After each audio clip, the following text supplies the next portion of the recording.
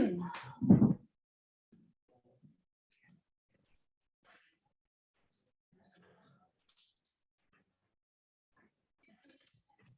everybody, we're going to get started. So welcome to Art in Odd Places 2023. Dress is the theme and walk and talk is what's happening. My name is Greg Newton. I am the co-founder. Whoops, not now, little machine. I am the co-founder of the Bureau of General Services Queer Division, which is the space you find yourselves in right now. Being helped by Bonita Cuevi, our intern who's here until December, helping us out and making this place run. So the Bureau is an all-volunteer queer bookstore. We've been here at the center since 2014. We've been in existence since 2012, and we rely on volunteer labor, donations, and sales to keep this ship afloat. So we do have a suggested donation of $10, but we always say give what you can, if you can. And if you'd rather support us by buying books, we definitely encourage that. But I'll pass this bag around. It has some change in here. And if you prefer to give on Venmo, you can do that if you're online at BGSQD, the letters that are all around. I'll pass that around. If you could just keep that going. And if you're not already on our email list and you would like to be, you can sign up for that at the back of the room, and you'll get an email every other Monday about our upcoming events. We keep a busy calendar here at the Bureau. And so before I turn it over to Art in Odd Places, I just wanted to read a land acknowledgement.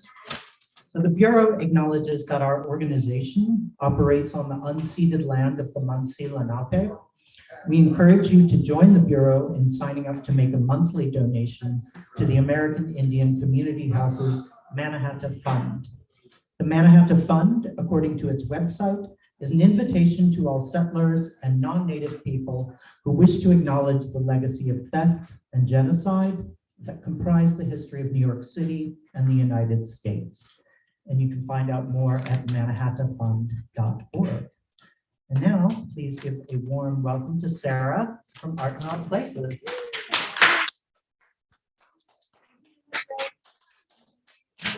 Thank you to everyone for being here. Welcome to Walk and Talk. I'm so excited for this piece and that you all are here. Okay, this is the first of our public programming events for this year's Art in Odd Places. This festival is taking place all weekend long, so today, tomorrow, and Sunday on 14th Street. I think a lot of you were there today, yes? Is everybody who was there today having a little fun time? Many artists as well as folks there. It was a beautiful day today, not just weather-wise, but it was really nice to see everybody. So who am I? My name is Sarah Starpoli, and I am the curatorial manager of Art in Odd Places this year. And I'm also your host for this evening, so you have to listen to me over and over again, and I apologize, but that's what's happening. So the theme, and I have notes that I have to hold a certain way because I don't have glasses, except I need them, so I apologize. But the theme for the 18th edition of this iconic festival, this year it's dress. And the 33 participating artists explore the many facets of the theme with projects examining clothing production and colonialism, fast fashion and waste, transformation and gender identity and intolerance, cultural identity, work and labor, censorship, the passage of time and its traces, beauty, disability, status, armor, joy, and grief.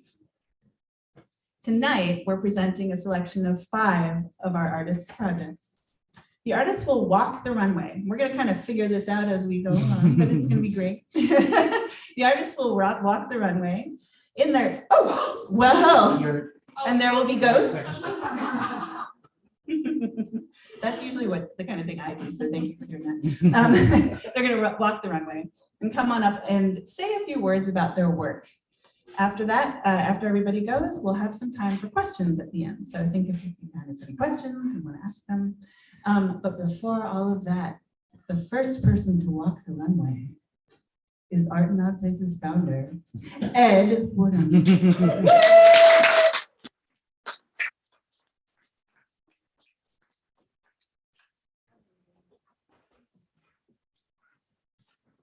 Hello, everyone. Hello, Internet.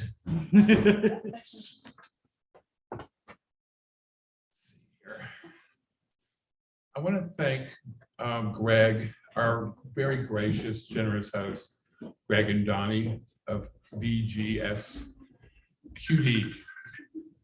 We love being here because they make us feel, as I'm sure you feel, very warm and welcome.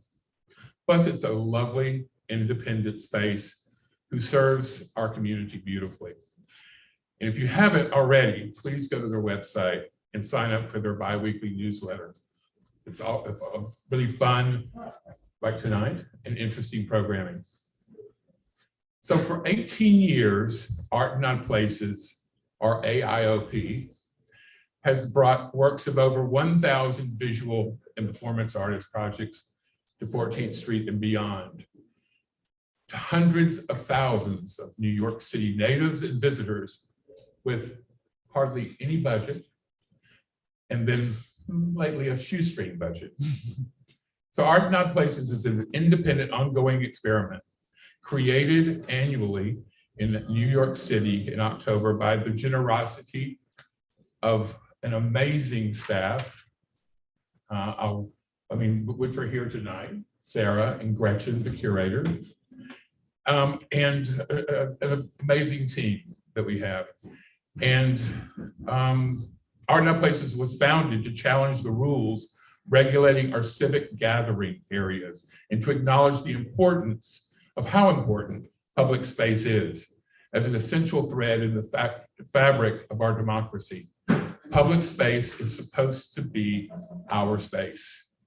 It's where we gather regardless of who we are, our sexual persuasion, our religion. It's our space to create change. So now it's my great pleasure to introduce the incredible curator this year, who's been an artist for many, many years, since really the beginning of Art in Odd Places, Gretchen Bentambas.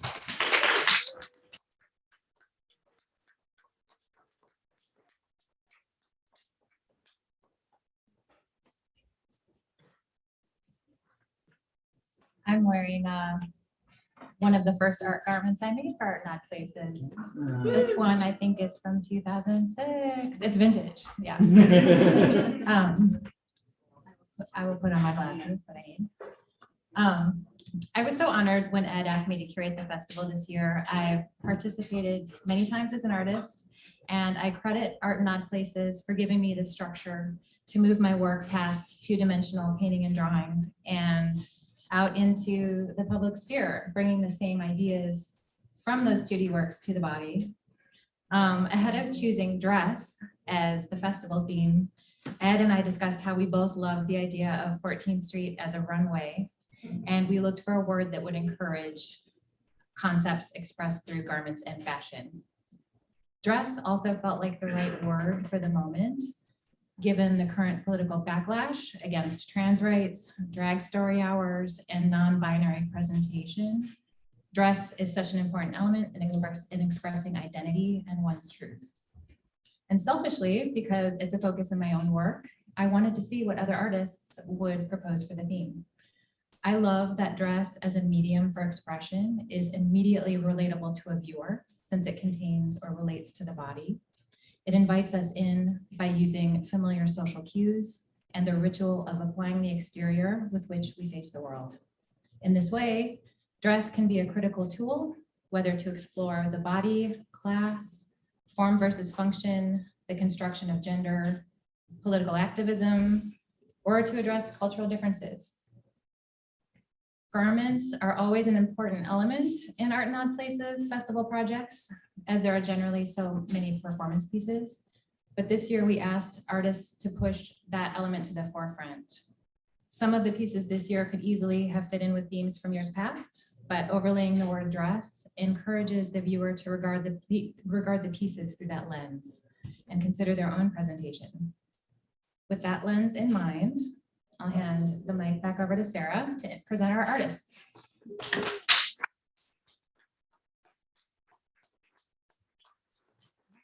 Thank you, Gretchen. And Ed.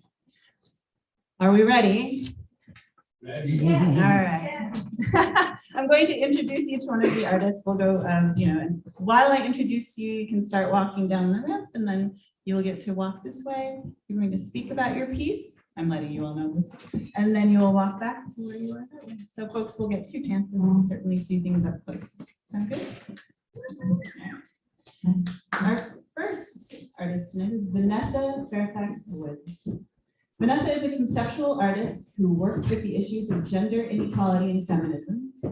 Perceived empowerment versus actual empowerment are common themes in her work. Vanessa's work is performative, playful, and subversive, choosing to approach serious issues with humor that allows the conversation to open up rather than to shut it down. Tonight, Vanessa is going to tell us about the F word.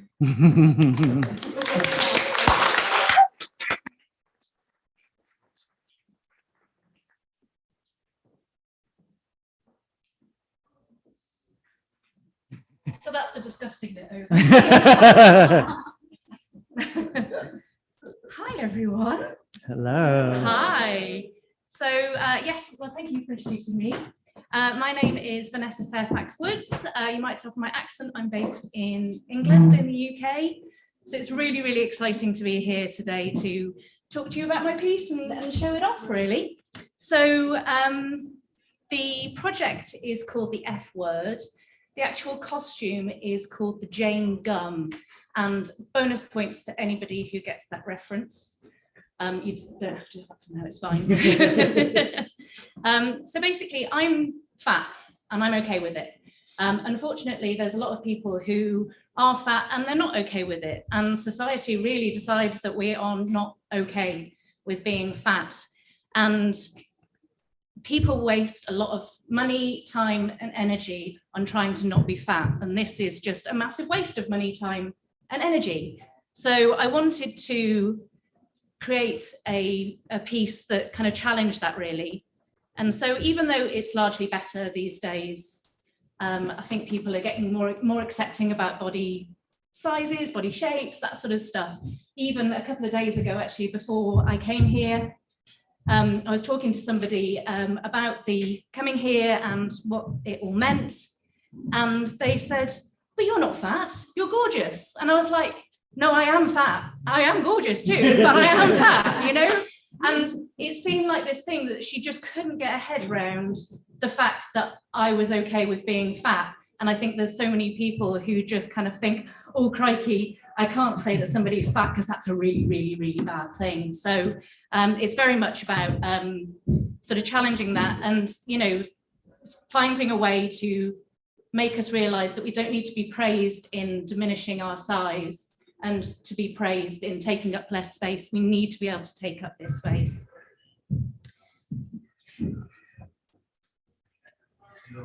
So, yeah, I wanted to challenge these narrow body ideals. And so I decided to make a dress with this costumier. He's an amazing guy called Nicholas Immaculate. He's based in the UK as well. Look him up, he's a very talented man. So we put together the fabric, which I photographed, and it's using images of my untamed flesh. So I really wanted to kind of get those creases and that kind of like unctuousness. And then Nicholas went about creating this body, which, as you can see, has got very distorted proportions.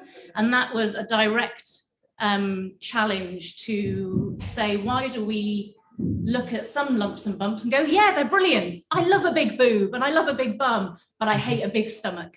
And so it was trying to kind of like go, right, why do we decide that some shapes and sizes are better than other shapes and sizes? So you'll see here that I've got a leg corset. Normally they're around the stomach, but you know, I'm squeezing in the leg. I'm trying to kind of like play around with that. And then I've got my belly protruding, which people really don't like to see, a proud belly. So by using the grotesque, I want to hold a mirror up to people and find, you know, and kind of like really question why people find fat so grotesque in itself. So it's designed to be uncomfortable. It's not meant to be, oh my God, you look amazing in this. It's meant to make people sort of think a bit more about it and question how we feel about bodies and also our language around bodies and flesh. So I think you've all got a postcard. There's a little bit more about it there, and there's also a QR code with a short film on there, so feel free to have a look. And my Instagram handles is the same as my website. So thank you very much. Thank you very much.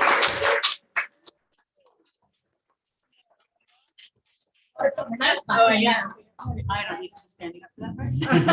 I will stay right here. Oh, yeah.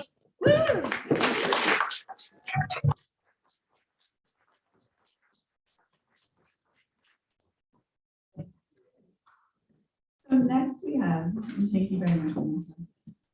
Molly J. Vaughn holds a BFA from the SBA in New York, and an MFA from USF in Tampa, Florida. Her work has been exhibited nationally and internationally in solo and group exhibitions.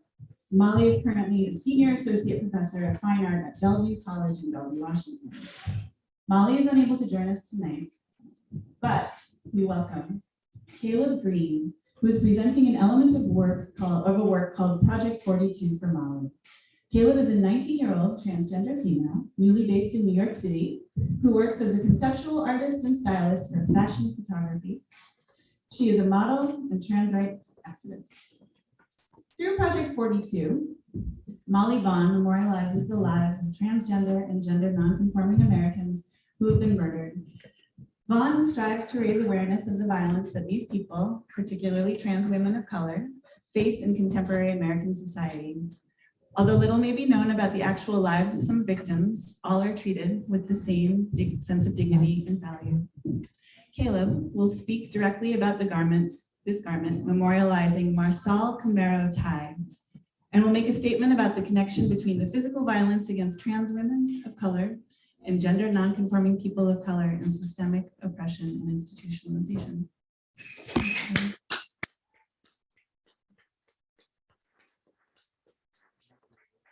I would like to start off by saying thank you to Sarah, and thank you to the organizers and the curators of this event. It is such an honor to be here. I feel very honored to be even considered for this event itself and be a representation for my community and my sisters and my brothers and those who are in between. This piece is to reiterate the collection Project 42, which memorializes the experience of Black trans women who have died in America. And I believe this is piece number 23, after Marsal Camaro, who died in Arkansas at the age of 25. She was shot and also dragged by a car. The overall treatment of her death through law enforcement and through public outreach was another failure of many Black trans women who die in America. And to speak about how I felt wearing this piece, surprisingly, I felt very happy and joyful and playful. I think the bells and the tassels and the colors made me feel in my youth again. Not that I'm not. It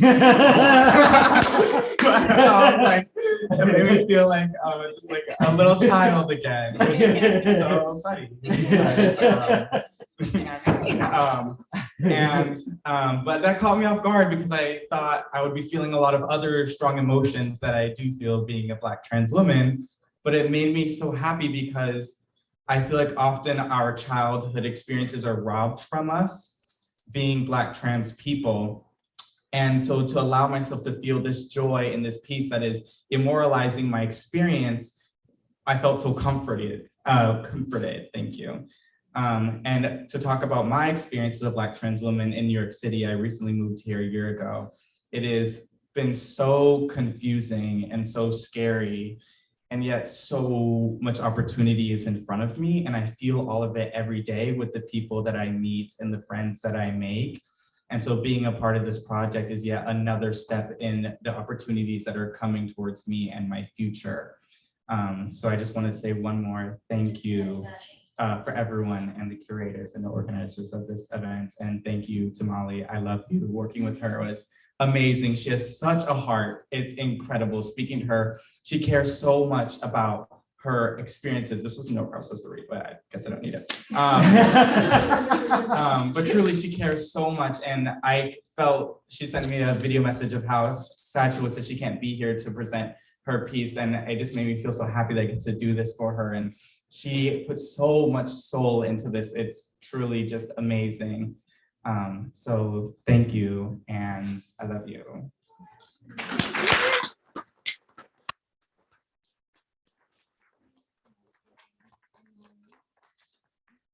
Flags, I believe, from these garments, or as part of this project, which should be out on 14th Street at the next couple of days. So check the schedule. We'll talk about that then. Okay. Up next, ready? We have Claire Charney and Farah Nasmoon, who only met in person for the first time today, basically, Yesterday, within yeah. the past 24 hours. So from different geographical and personal perspectives, Claire and Farah have been thinking about the production and movement of goods worldwide. They made 2 dresses, joined in live stream performances in front of audiences in Dhaka, Bangladesh, and Leeds in the UK. So I invite Claire and Farah to tell us about their piece, Ever Given Neil Kuti.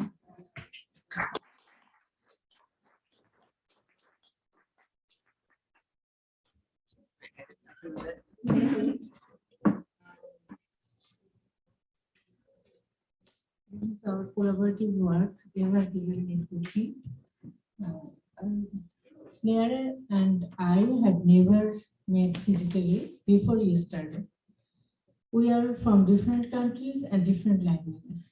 We wanted to connect to each other in this situation. I suggested that we make a dress. Why a dress? A soft thing for hard times. Then I started my work with my heritage and emotion in my village in Chakpur. All the houses are made of bamboo or wood, but there is a very old structure made of brick and cement. Throughout my childhood, I wondered why this building was different from the others. Then I learned the history from my parents.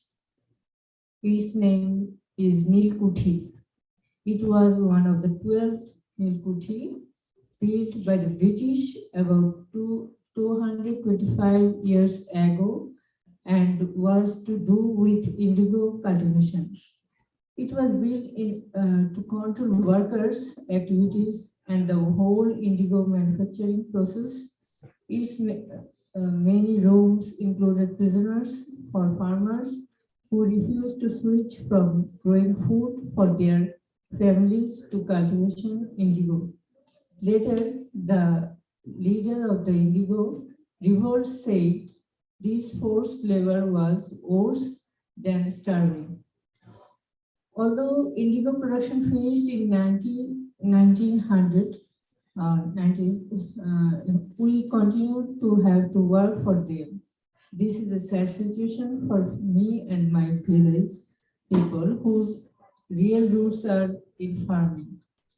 So our struggle with the garment industry is made with blood. Our garment journey is related to our lands and roots. I decided to work with muslin, which is an element of death. It used to make shawls for the dead. These are made in the villages, and the body is wrapped in the many layers before its ritual journey by boat. Thank you.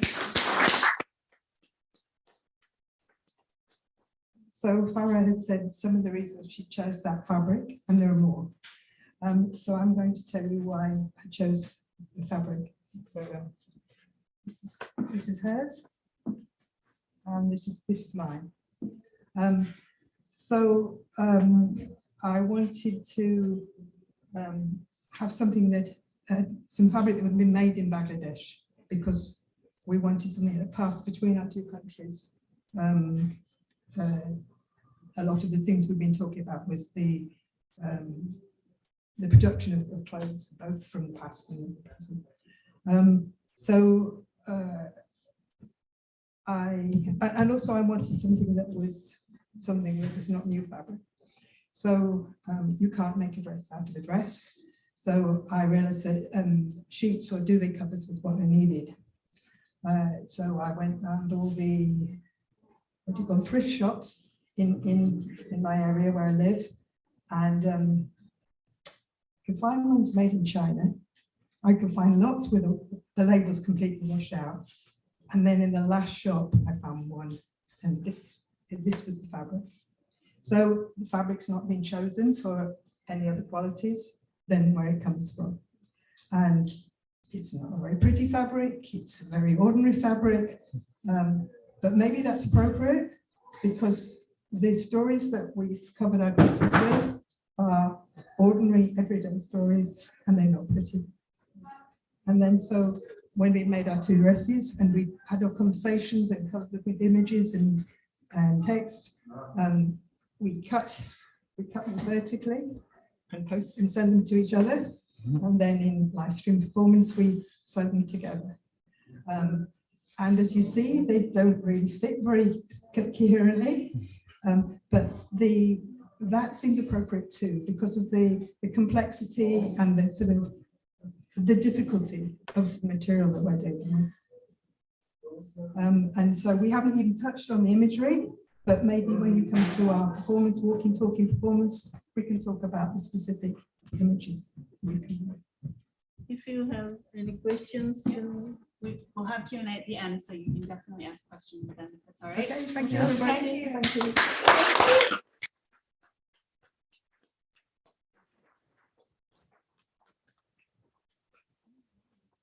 Yes, hello, Juliet. Next up, we have Juliet Johnson, who is an interdisciplinary artist from Los Angeles.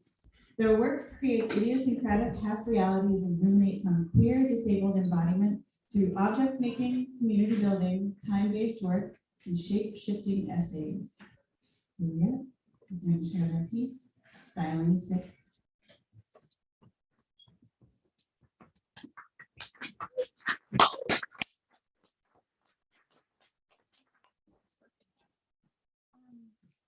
So my project started as a workshop series where we could talk about how our disabilities affect our clothing choices and vice versa, how our bodies make an impact on our clothes. For example, my feet are coming out where the knees used to be, because we spend so much time as sick people in our bedclothes. And I think they're really interesting and don't get as much attention as they ought to. And then, so right now, I'll just talk about what I'm wearing. Yeah. This is one of my favorite pieces that I own, and every darning is from a place I dropped food on it. And so it's this like record of my goofs and like bodily mistakes. But I think that the patterns that our bodies leave on our clothes is really beautiful.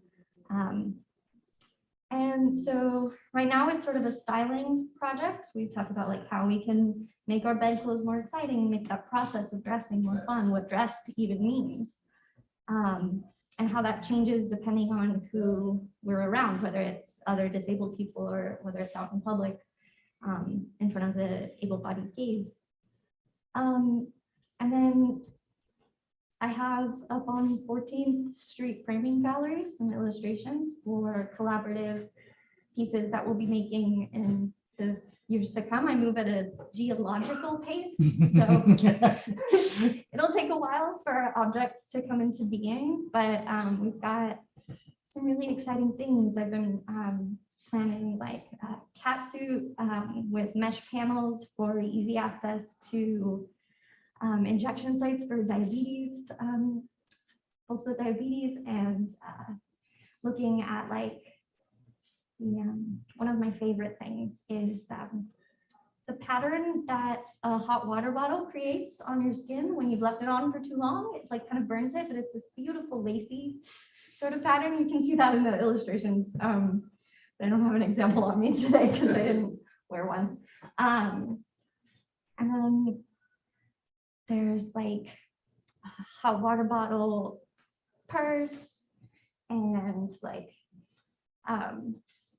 hospital sock, bike shorts. So it's this like really joyful, kind of silly, but taking a lot of pleasure and interest in the ways that the things that we need from our clothes and the ways that our bodies impact our clothes.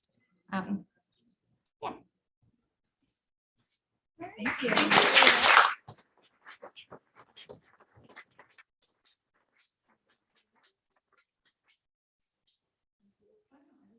Here, okay, yay. More fun. Okay, for my eyes. Sarah. Oh. Might hurt you. It'll be too confusing if I put glasses on now. Okay. Up last, we have Daniela. Daniela is a textile artist, costume designer, and cultural manager. From 2016 to 2019, she served as director of textiles for the Lasaida Festival and co-founded Garbagia Project. It's noisy here. This the project roots to a chain of community projects inspired by sustainability, resilience, environmental awareness, and creative reuse as a tool for social change. For Art in Odd Places, Daniela is presenting a community project inspired on the artist Rolando Politi's imagined world, Garbagia, which y'all will tell us more about. All right, thank you.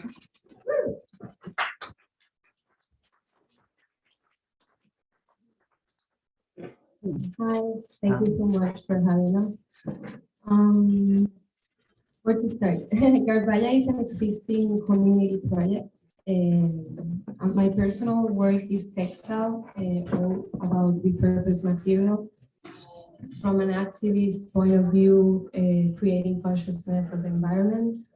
And since 2016, I work in the Lower East Side, and I met like very special people, including Rolando Politi right here.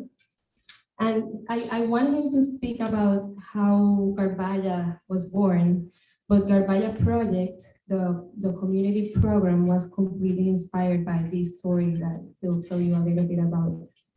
And I'll read this because it's like very concise and I can get, maybe I don't say all the words. So in this collaborative work, Garbayanos, that's our name, will share a retrospective of Garbaya's universe for the past 8 years, inspired and celebrating artist Rolando Politi's imagined world Garbaya. Creatures portray overconsumption and excess through the most common waste materials: plastic, cardboard, recyclable materials, textiles, paper, and found objects. Garbaya Project, born in 2016, is a community art program based in the Lower East Side where the community manifests in diversity their ideas about how society relates to trash and overconsumption through costume making and performance. So we work usually in the gardens of the Lower East Side, the community gardens, and we make performance and we create a story that has to do with everything related to nature and activism, and also celebrating the lives of people that really live creative reuse from an authentic point of view. New York City is such a good example of everything being a trend and a concept, and creative reuse. It's really a resistance of what we're living now and creating consciousness of consumerism. So he'll tell you more of how this was born back in the 90s. And it wasn't about costumes. This was like a translation of this imaginarium, I say imaginario, of Rolando's. So I should say that what I'm wearing, it's representing his art. This is made by him. This is probably like 20 years now. And this is a fence. So if you go to 9th Street on Avenue C, there's a garden that has all these flowers. It's made by him, and it was for years, and he repairs them, and you see him repairing and just there. So these are a few of his objects, his sculptures, and this represents all the fence.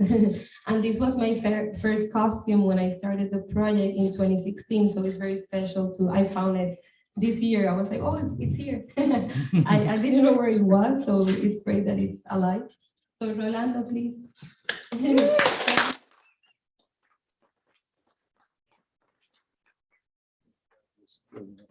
Thank you so much. Okay, I think most of you were around. Some of you were little babies, but a very special day. I think generally for the whole world was September 9, 1999. Some you did anything special on that day? It was 9999. So I got together with some friends and we had a no more 9 crying party.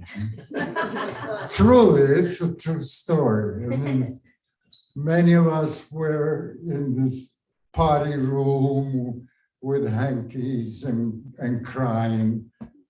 This no more 9 chorus. And there'll be never again another 9999. And then, you know, everything got placed, put everything together, and you had in the turn of the millennium, soon after, there was a panic that the world was gonna just collapse because these computers weren't gonna work anymore. So it was good just to, yeah, well, this came later. Anyway, that was the culture shock for me, a personal culture shock. It dawned on me that things will change. There are gonna be no more 9s. And in my own, contemplation or thinking about it, I said, yes, things cannot and will not be the same anymore. And so I got into this trash of garbage state of mind after this party. And I had to struggle at the beginning and for years because of all of the superficial terminology of saying recycling all the time. And I really felt from a gut feeling from the beginning that all this recycling was just a palliative or a way of just getting people to feel good. But knowing the real garbage world, which still is, and in other parts in the world is to some extent is done in different styles. But in other words, it's a rough world. It's a world full of scams and the recycling to this day. Now that we know more with the technology, with things are more transparent, we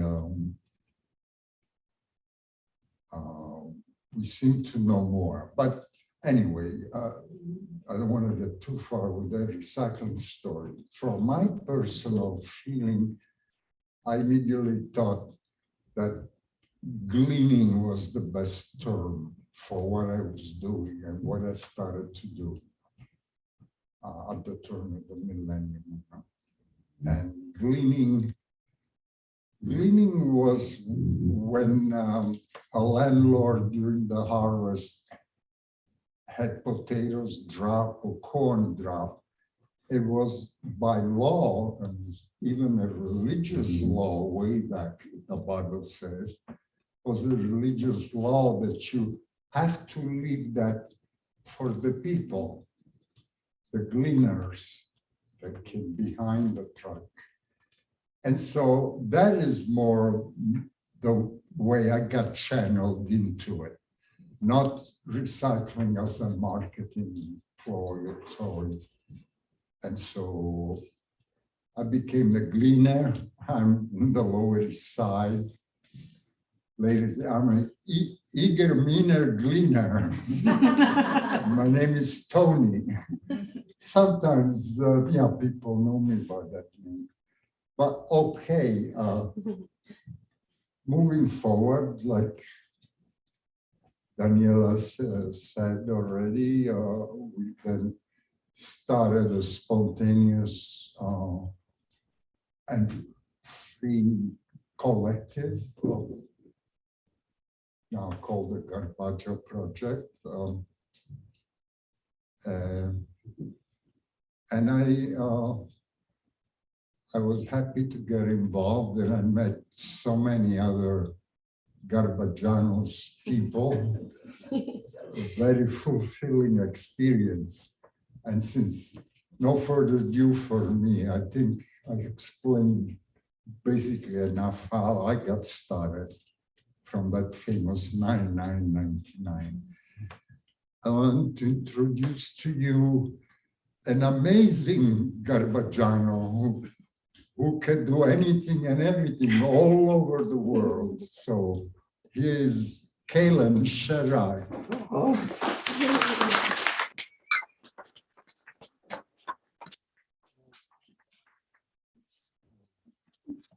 So light out here. So I guess I've been working with the Garbaggio people for a long time, and in the middle of the pandemic, we started doing Garbage Fest, and we're going to be also doing it inside of the Garbaggio tomorrow and Sunday, and we've done it in 10 cities around the world now, but it's very simple. Is you go to a place where there's lots of garbage and build massive monuments out of garbage, and you have carnival games like pin the garbage on the garbage and have garbage gladiators and garbage puppet shows, and like trash and show is a really big part of it usually. So we're going to be walking up and down 14th Street, dressing ourselves and other people in garbage and having all these performances. And I want to do for you just a very short little garbage puppet show.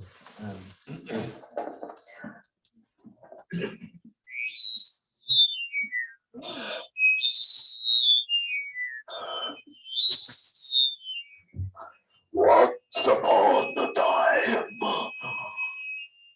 the people of the world gathered together and they built a massive utopian Atlantis floating on the Pacific garbage patch made completely out of trash.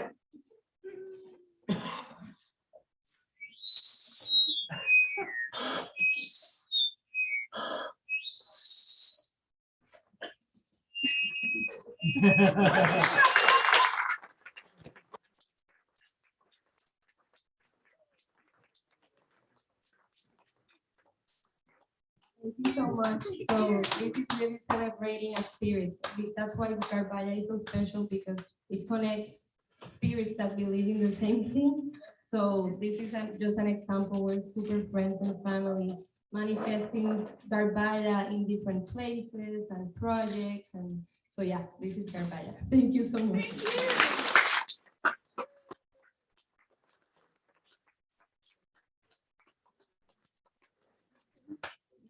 Walk on back up.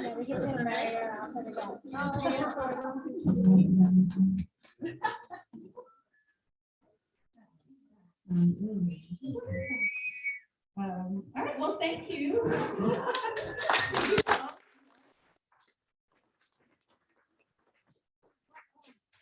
What a wonderful group of, I mean, this was really fabulous to hear more about everybody's pieces, and we do have Q&A. If anyone has any particular questions, I'm not super sure how to make that. Oh, I guess this could move. I think just so people can hear the question, you know. Anyway, if anyone has a question, and we can always we'll bring the artist up if you have a question about for. And if not, we'll mingle and you can ask them in another way, but no pressure. No pressure, question. Anyone? I have a question just for the Ever Given Can you speak more to why you chose the Ever Given part of the name.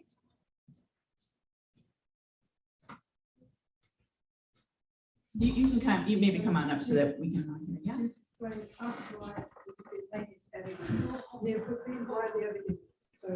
there you go.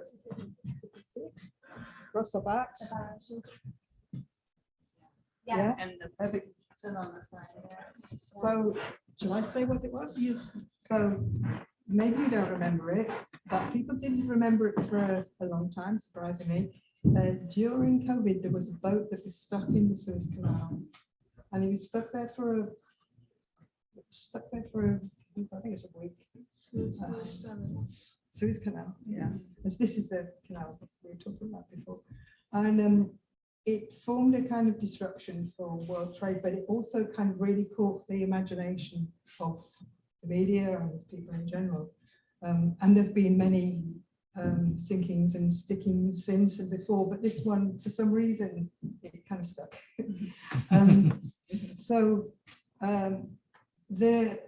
So one of the things, because it's a connecting, and it was described as an artery, as if it was a, as if the world was having a heart attack because of the blockage, and it caused a lot of rotting food, a lot of ships to be, a lot of chaos in ports around the world. It was, and there were lots of different stories, and we've collected quite a lot of the different stories. They're kind of myths. There's kind of ones where huge amount of concentration on the heroism of the machinery that and the attempts to move this ship. But there was also kind of a fantasy, really, I think, about what it was carrying. Now, a ship that big carries thousands of different things, but the kind of things that were reported were things like barbecue sets or sex toys, or they're all kind of frivolous and fun things that, that maybe we weren't having, I don't know, it was a sort of fancy thing. And well, I mean, kind of that's it, but there's lots of things, there's lots of other kind of myths. So here we have one of the reportages was that, and this is true, I think, that the floating of the ship took place at a full moon when the moon was particularly close to the varies a little bit through the year, when the moon was particularly close to the earth, and that was enough to help give it the lift. So this kind of idea that nature was kind of part of the force. But there's nasty things as well, because a guy died, and that wasn't reported until like 3 months later. Was that reported? And I can't find anything else about the fact that one of the rescuers died. So it's a complicated story, but this feels to be something peculiar and interesting and articulate in a kind of contradictory way about it. So this is one of the things we were talking about. Thank you. Okay, thank you.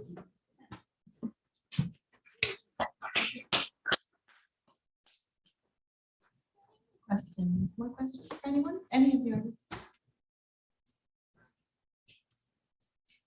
I kind of have a broad question. Broad question. For anyone who might want to answer.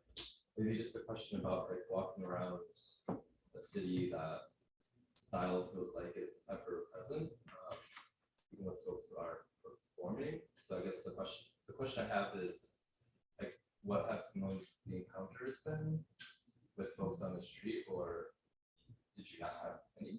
Like, I'm just curious as to like how noticeable you were, or yeah, I guess general audience response. Yeah, happy to go first. Yeah, mine was kind of difficult to miss. So I did get interaction. I was a bit nervous. I've never been to New York before, so I had no idea what to expect of people here, and people I knew who were like, oh my God, it's fine. They're all going to love you. They're going to be so positive. It's going to be amazing. Anybody who's been to New York has said that. But obviously it's a bit different when you're kind of walking out there for the first time, and they were all right. It's the really positive interactions. People were curious. They weren't rude. They weren't weird. They didn't try and grab me or do anything like that, which I was a bit concerned about, because obviously I've got bits on show that are there for everybody to see. But actually everybody's been fantastic, and it's been lovely having people come up and be like, oh my God, what are you doing? What's going on here? And yeah, no, it's been really, really the artists could come and sit down, right? Yeah, Yeah. Carla, not sorry, super sorry, pressing. come on. I didn't mean for it to be so strict. No, it's this. It's like, kind of like lean.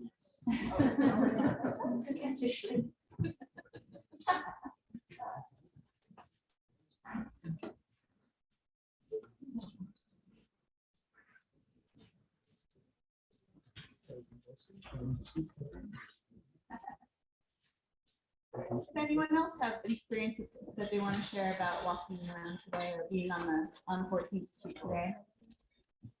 I could, yeah. So the form that this is taking for this weekend on the street is like a dress form and a variety of clothes to like style it with, and discussion questions. And I had a lot of people thinking that I was selling my clothes. And but the conversations I did have when I was able to sort of like hard time grabbing people to talk to them. But when I was able to do that, it was really good. And like I heard one student say that they were studying accessibility in retail, but they hadn't thought about clothing as part of that. So that was like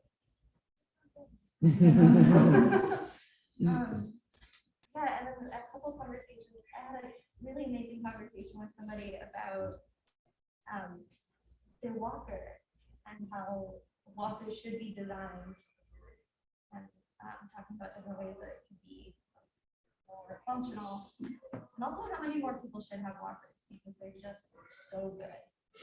Your body, dress them up like a whole thing. It's amazing.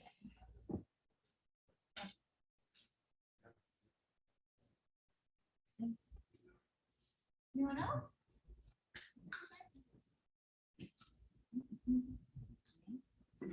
Oh, go ahead, please. Another person's viewpoint. Yeah, art in art places, it could be said also art in artsy places. Also, this is my personal view that connects with my Garbagiano's partners here. Myself and the people I interact with always had something in mind to link the immediate community, the immediate neighborhood, which has worked pretty well because geographically we're in Lower East Side of what they call Alphabet City.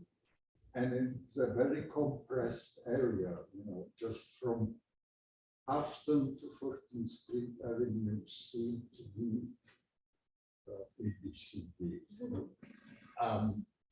Because of the compression, it also helped start a squatting movement in the 1980s. And I come from that too.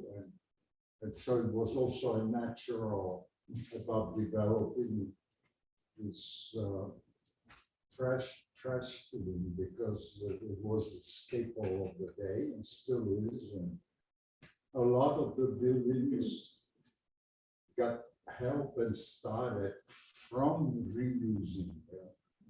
Our very first needs were windows and doors, for a practical example, windows and doors. And luckily, in that square area territory, Loisada, we found plenty of windows and doors. And the first ones were simple, but they were just old wooden windows from the street and just nailing on what was just an open area. You know, there were our first windows. The same goes for doors. And so then the specific art, mine and others, always had this, when you're doing something aesthetic for the neighborhood, in the sense of visually pleasant, pleasing. And that was like a way of giving back to the neighborhood. That what kept me going all these years, and all these kids and people who kept telling me, do some more, why put some more flowers, that in the case of the fence. So I said, okay, yeah, no problem. And that kept me going one year after year, because you know, that could be, but there's room for being ephemeral also, you know, like Karen, the master of ephemeral situations. And I said, today, with all that we have available from the good side of the technology, you can have some for your own ego satisfaction. You can also do at the same time something for your community. And you can also just invent yourself with AI now, yeah. Yeah, there you go. Well, I almost want to, I almost don't want to say this, but in response to your question also, like, usually like, yes, everyone's wonderful in New York and every once in a while I get attacked. You know, it does happen, but every once in a while I get attacked. And that happened this week, you know, like, but I'm okay, you know, it's okay. And I think it's worth it. I think it's okay. If you look weird and doing strange stuff, like, sometimes shit goes down. Right? And I think it's worth it. I think it's okay. But it's not, you know, just. Yeah, still happens. yes. I think that I wouldn't have felt as confident if I didn't have my volunteer with me, that's for sure. If I'd been doing it completely solo, then it would have been a very different situation. So I think actually it's so important and so amazing that you guys kind of make sure that there's people to escort you if you're on your own or a bit vulnerable, because yeah, I mean it could be different, and you are putting yourself out there, definitely. Well, with that said, I feel like I have to say this, and also we want not to, especially wearing this piece, being that as us artists walking out in the street and choosing to take on the world and perform our own views and our own opinions and put on our bodies and show it, that's a beautiful privilege that I'm so honored to have as an artist. But as a trans person, it makes me sad, and it also makes me feel fearful every day, because my existence isn't a performance, my existence is who I am. And that alone in itself can be taken away from me simply by another's view of me. So I wanted the room to take in the experience of all this art, knowing that we live in a safe society when it comes to art, but we still live in an unsafe society when it comes to identities. Like even currently in our geopolitical climate, there are a lot of situations that are going on, situations like there's inappropriate word to use, that's like glossing over it, but that your identity matters is the message of the statement. Your identity matters, and your identity is also a tool that you can either use for good or for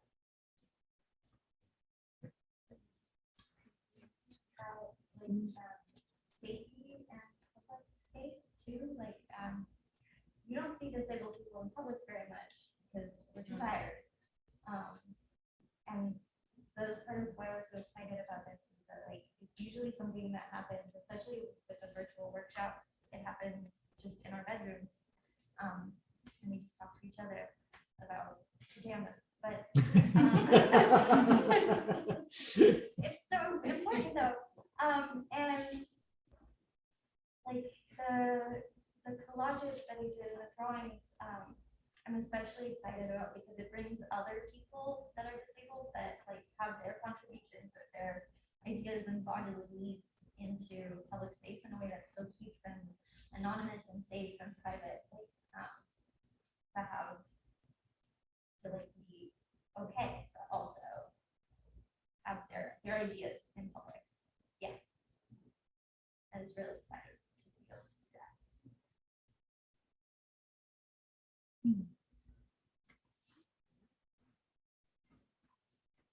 everybody for sharing. And are there any more questions or any more thoughts that anyone wants to put out in the room before we bring it to a close?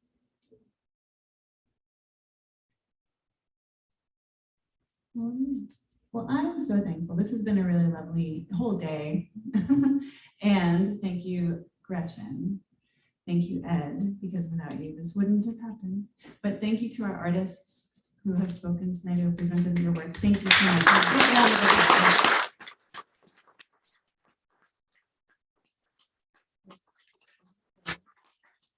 Don't worry, Art in Hot Places is not over yet. It's just getting started. We have 2 more days that we will be out on 14th Street. Tomorrow will be between University and 7th Avenue. And then on Sunday, rain or shine. And between 7th Avenue, on Sunday will be between 7th Avenue and the river. But Saturday night, tomorrow night, in this very building on the 1st floor, we are having a paper dress ball. And you are all welcome to come. We'd love for you to be there if you aren't already planning to be there. It's going to be amazing. Yes. Ed, do you want to say anything else about it? It's going to be amazing. Maybe more amazing if you're there. Yes.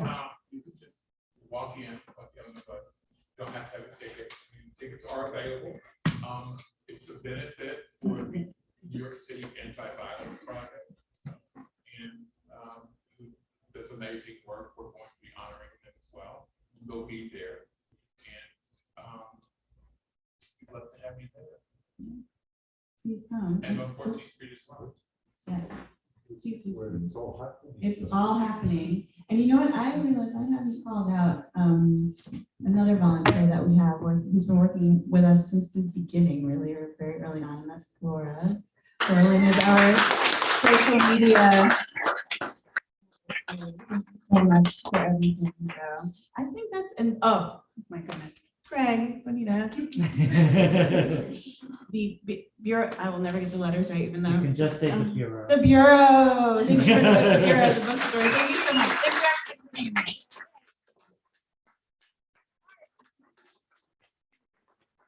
Everyone who joined us online.